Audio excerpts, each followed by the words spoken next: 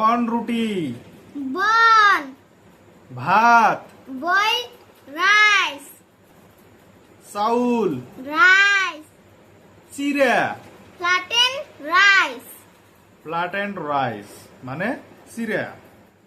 গরুর মাংস, beef, beef মানে গরুর মাংস। দই, curd, দইয়ের ইংরেজি হচ্ছে কার্ড।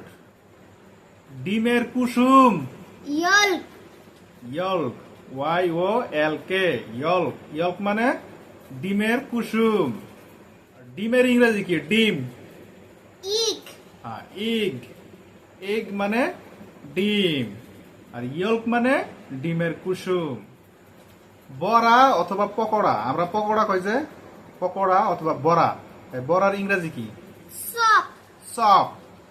চপ মানে বড়া অথবা পকোড়া। মাংসর বড়া, cutlet, কাটলেট। কাটলেট মানে মাংসর বড়া।